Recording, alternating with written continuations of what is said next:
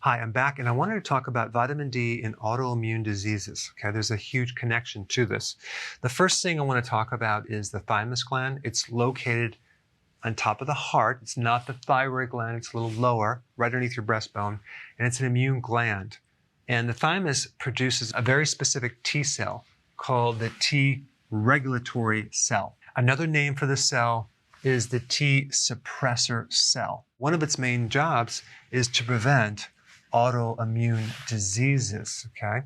Now, if we take a look at what an autoimmune disease is, it's a tissue that has antibodies against itself.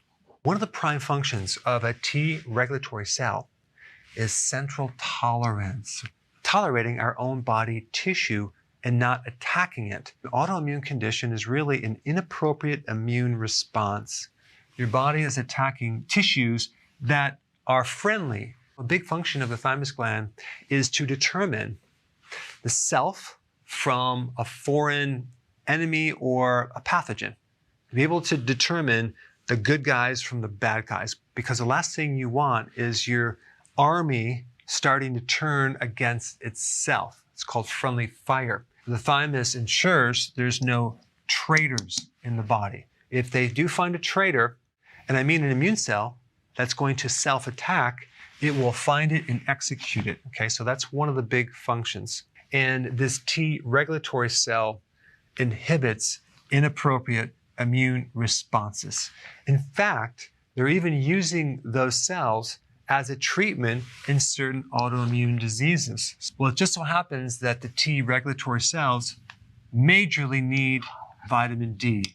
And if you don't have this function, your risk for allergies go up, your risk of asthma goes up, and even miscarriage. Because if you think about it, when a woman goes through pregnancy and she has an autoimmune disease, did you realize that that disease turns off while she's pregnant and breastfeeding, which is fascinating? And the reason is because this cell goes in hyperdrive and starts increasing so it can suppress and prevent our immune system from attacking the fetus. If you're deficient in this cell, your chances of getting a miscarriage go up because your own immune system is identifying the fetus as something that is foreign that shouldn't be here. And that's a really big mistake. There's a significant correlation between the regulatory T cells and vitamin D. And this also probably explains why a vitamin D deficiency increases your risk of getting a miscarriage because of how it feeds this T cell right here. And one of the reasons I wanted to do this video is to just show you the importance of vitamin D when a woman is pregnant. If she's deficient, there's all sorts of problems that can occur with that baby.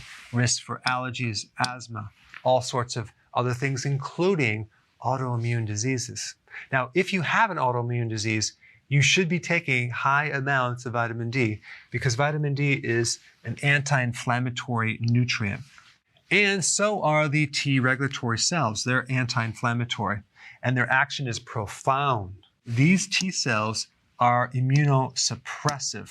They keep the immune system in check, they keep it balanced, and they mainly keep the immune system from being overenthusiastic and creating all this collateral damage. If you want more information about vitamin D, check out this video right here.